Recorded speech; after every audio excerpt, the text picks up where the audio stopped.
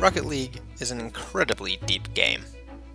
If you are seeking to improve at it, there are a lot of different things that you could focus on to get better. But there is one fundamental aspect of your play that is the most important by far: your overall speed of play. Your speed sets a baseline skill level or rank that is pretty hard to get very far away from without improving your speed further. Say your speed of play is around a Platinum 1 level. You're not going to be able to get much higher than maybe Platinum 3 without improving your speed more. Even if the rest of your game is amazing, perfect rotations, perfect awareness, banging out flip resets and ceiling shots with no problem, none of those things are really going to matter that much when you rarely get to hit the ball because everyone's just playing faster than you. Now, your speed is not just literally how fast your car is going. It encompasses everything that has to do with how quickly you can get to the ball when you need to. So it can be broken down into 3 categories: the speed of your car, the speed of your positioning, and the speed of your reads. All of those put together are what determines how quickly you get to the ball. I'm going to go over each of them, a little more detail about what they are, and how you can work on improving them. First up is the speed of your car.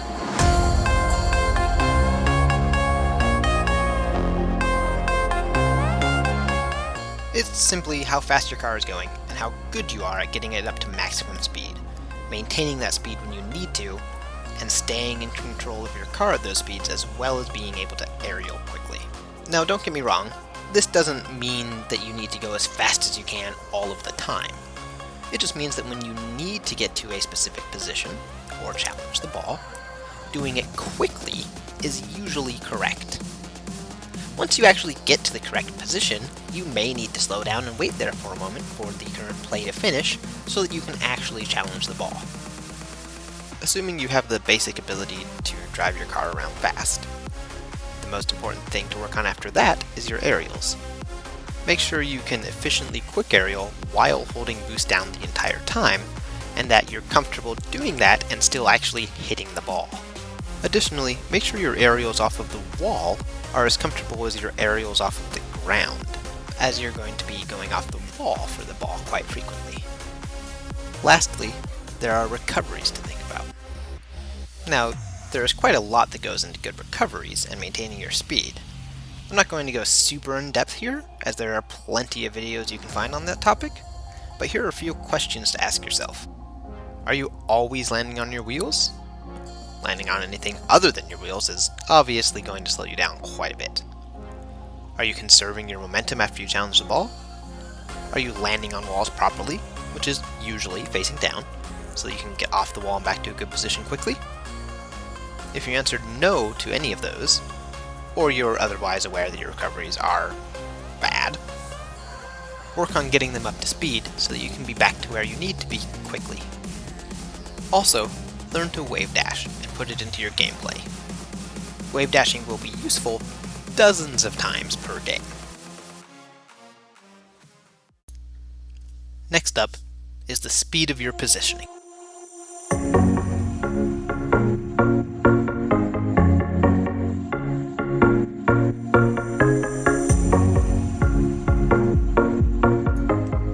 This is just how fast and how well you position. When you need to go for the ball, you don't want to be far away in some dumb spot that's going to make it take a lot longer to get there, or prevent you from hitting the ball well. The key to this is to always be mindful of your pathing and be paying attention to the current play so you can constantly adjust your position so that you're in a good spot.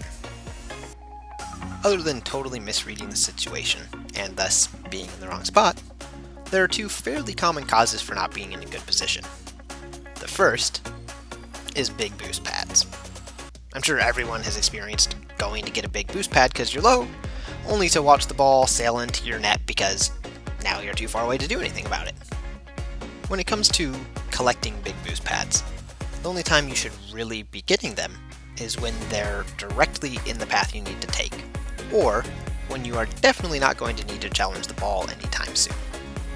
Even if you have 0 boost, but you likely need to interfere with this next play, Collecting small pads while remaining in a good position is much better than going out of the way for a big boost pad in the majority of these scenarios.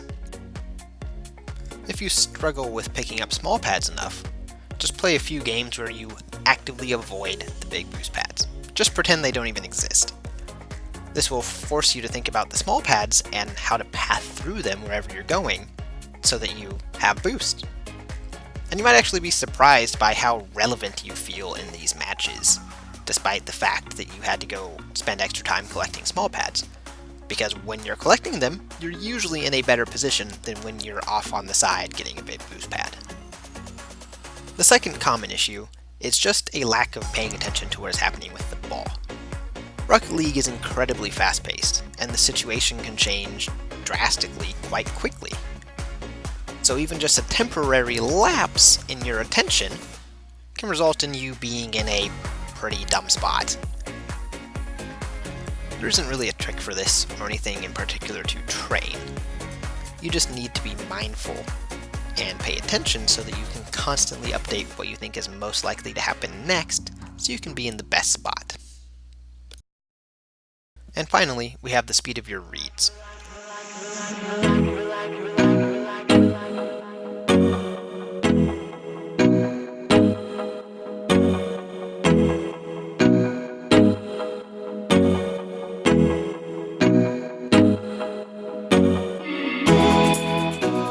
This is how quickly you can pick out precisely where the ball is going so that you can be there to intercept it. It doesn't matter how great your car control is or how fast you can aerial if you have to sit there and wait for a moment because you don't know where to go yet. You'll get beat to the ball frequently by anyone who doesn't have to wait that extra quarter of a second before they actually start going for the ball. Once you're past maybe gold, usually the only reason there's a delay in your read is because the ball is going to hit something before you can get to it, like the wall. Even players at champ level and higher occasionally end up waiting for the ball to get closer to the wall, or even hit the wall before they can go, resulting in a moment of hesitation. Improving these reads can be hard. Custom training doesn't really work for it, because you just end up memorizing where the ball is going. So other than the first couple tries for each shot, you're not really reading the ball at all, you're just remembering. Now, if you're on PC, you can use Bake's mod. Set the variance to high, and you actually have to read the ball frequently. However, you'll still end up with a general idea of the area that the ball might end up in for each shot, so it's not perfect. But it's still much better than doing it without that variance. Free play training can also help with your reads a little, but it's mostly limited to situations where the ball is going away from you. To really improve your reads, you need to work on them during games, which just feels absolutely awful, because you're going to whiff a lot.